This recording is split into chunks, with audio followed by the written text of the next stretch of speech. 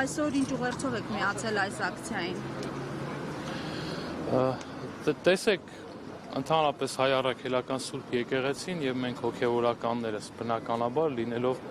հայ առաքելական Սուրբ եկեղեցու հավատարիմ զավակներ միշտ դեմ ենք եղել անարդարությանը, ապօրինությանը, ինչի ականատեսը մենք այսօր մեր երկրում եւ երկրից դուրս տեսնում ենք։ Մեր եղբայրները եւ հայրերը այսօր գտնվում են անազատության մեջ եւ բոլորովին անհիմն կերպով չկա որևէ գործ, այսպես որ ձևակերպենք, եւ դրա համար էլ մեր պարտքն է, որ մենք այսօր այստեղ կանգնենք այս կազմակերպված միջոցառմանը եւ ուղղակի մեր խոսքը հղենք մարդկանց, ովքեր որ մեզ լսում են։ Տեսեք, եկեղեցու դեմ արշավի շրջանակներից է արդյոք օրինակ պատգամավորի եղբայրը առաջարկում է անգամ հիվանդանոցներից հանել օգտատերիները։ Ինձ մեկ անգամ հարցրեցին, թե եկեղեցու դեմ էր, որ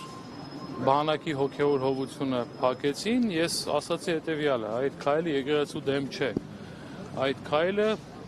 հայ մարդու եւ ընդհանրապես բոլորիս դեմ է, որովհետեւ բանակում ծառայում են բոլորի տղաները։ Իմ տղան էլ է ծառայում, դաշնակցականի տղան էլ, քաղաքացիական պայմանագրի պատգամավորի տղան էլ, բոլորի տղաներն էլ ծառայում են եւ բանակը այն վայրն է, որտեղ քաղաքականություն չկա եւ անաչառ են մոտենում մեր հոգեվորականները, մոտեցել մեր հոգեվորականները իբրև իրենց եղբայրների եւ իբրև իրենց զավակների են մոտեցել։ Ուրեմն երբ որ դուրս են բերում օրինակ բանակի հոգևոր հովությունը, դա եկեղեցու դեմ չէ, մեր հոգևորականները, ովքեր որ ծառայում էին բանակում եւ հիմա դուրս են եկել, էլի իրենց ծառայությունը շարունակելու են բոլորի։ Նույնը, ես չգիտեմ, եթե արդեն խոսակցություններ են պատտվում բժշկական հաստատությունների վերաբերյալ, նույնը այնտեղ է, նորից բուժվում են, այսինքն բոլորն էլ կարող են հիվանդանալ, չէ՞, երբ որ մարդը առողջությունը կորցնում է, չեն հարցնում ինքը ինչ հայացքների տեր է, եւ բոլորն էլ աղոթում են։ Այս մասով որևէ մեկը չի կարող հակառակ բան ասել։ Եթե դուրս բերեն այնտեղից էլ, նշանակում է նորից ոչ թե եկեղեցու դեմ են, մենք հարկած հոգեվորականներս այդ խնդիրը չունենք։ Մեր աղոթելու տեղն է, որտեղ է լինի, մենք աղոթում ենք։ Հիմա տեսեք, այսօր անազատության մեջ են գտնվում 4 սրբազան հայրեր, իրենք աղոթում են, թե չեն աղոթում։ Մեզանից շատ են աղոթում։ Այսինքն այդ քայլերը, եթե մտածում են, որ եկեղեցու դեմ է, դա եկեղեցու դեմ չէ, այդքան նեղ չէ հարվածը, ամբողջ հայ ժողովրդի դեմ է։ Հիմա հարցրել են կարծիք, օրինակ եկեղեցու պատմություն առարկան, որ դպրոցից դուրս բերեցին,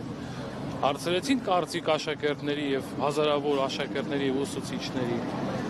բանակից դուրս բերելուց, հարցրեցին զինվորների եւ սպաների կարծիքը եւ այլն։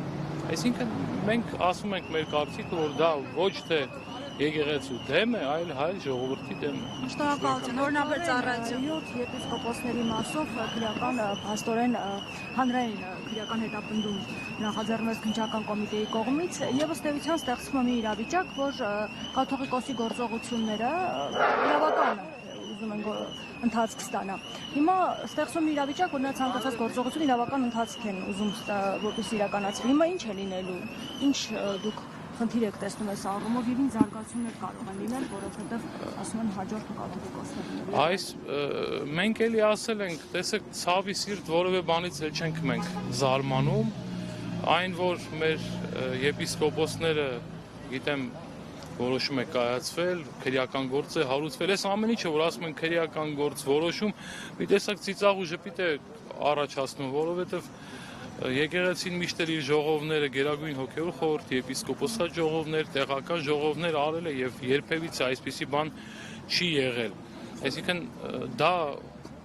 ասել ենք, ասում ենք, սահմանադրության խախտում է, դա օրենքների խախտում է, եկեղեցին անջատ է պետությունից իր նիստուկացով, կանոններով, օրենքներով, իր կանոնադրության առհասարակ։ Թե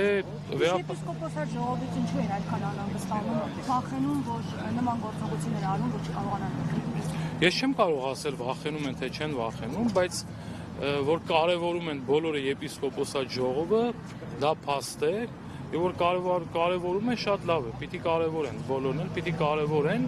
եւ դրանով իսկ ցույց են տալիս, ինչքան էլ բարձրաձայն են, որ մենք չենք ընդունում այսպես ասած լեգիտիմ չէ այդ որոշումները, այս քայլով ցույց են տալիս,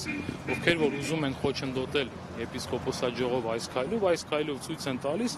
որ այո իրանք ընդունում են եւ վեհապար հայրապետի իշխանությունը եւ մեր եպիսկոպոսների եպիսկոպոսատ ժողովի որոշումները, ինչը շատ լավ է եւ մեր ժողովուրդն սա տեսնում է։ Չեմ կարող ասել այդ հարցերին, մայրաթորը կանդրադառնա, հայտարարությամբ հանդես կգա եւ մենք բոլորս կտեսնենք։ Որևէ բան չի բացառվում։ Ներողություն, իսկ հավանական է, որ որոշում փոխվի եւ այնուամենայնիվ Հայաստանում անցկացվի եպիսկոպոսատ ժողովը, հաշվի առնելով այս ռեպրեսիաները։ Հստակ չեմ կարող պատասխանել, բայց ի սկզբանե եպիսկոպոսատ ժողովը տեղափոխվեց Հայաստանից դուրս, մայրաթորն էլ հայտարարությամբ հանդես եկավ, որովհետև մտավախություն կար, վտանգ էին զգում։ Դրա համար որոշվեց, որ եպիսկոպոսատ ժողովը դուրս է պիտի արվի Ավստրիայում այս դեպքում։ Հիմա Հայաստանում կարվի թե չէ, ես քիչ հավանական եմ համարում։ Դեր Փարեն, իսկ հավանական է, հենց մոտենան ժամանակահատվածը, երբ որ եպիսկոպոսատ ժողով լինի, էլի կլինեն քրեական գործեր մյուսների հանդեպ։ Արդյոք վտանգավոր չի որոշումը, որ եպիսկոպոսատ ժողովը անցկացվի Հայաստանում։ Դե դրա համար մայրաթորը հանդես եկավ հայտարարության, որ եպիսկոպոսատ ժողովը դուրսը պիտի արվի, որովհետև ինքը հենց մայրաթորը արտահայտեց, որ վտանգ է զգում։ Ինչ որ բաներ զգում է, որ կարող է այնպես չլինել։ Դրա համար որոշեց, որ եպիսկոպոսատ ժողովը դուրս է լինի։ Իսկ թե ինչ կլինի, քրեական գործեր կլինեն, թե չեն լինի, ես անկեղծ ասած չեմ բացառում, բայց միևնույն ժամանակ ասում ենք, որ բոլոր այդ քրեական գործերը հիմա մեր սրբազան հայրերի, 4 սրբազան հայրերի դեմ հարուցված քրեական գործերը անհիմն են, բոլորն են տեսնում, լրատվամիջոցներն էլ են տեսնում, մարդիկ էլ են տեսնում, ուղղակի սա նորից պիտի այս բառն ասեմ, ժպիտ է առաջացնում, անիմաստ ինչ-որ բաներ են, երեք օրինակ Միքայել Սրբազանի դատն էր, դրանից առաջ մեր մյուս սրբազան հայրերի դատն էր, բոլորը տեսնում եք, որ անհիմն են։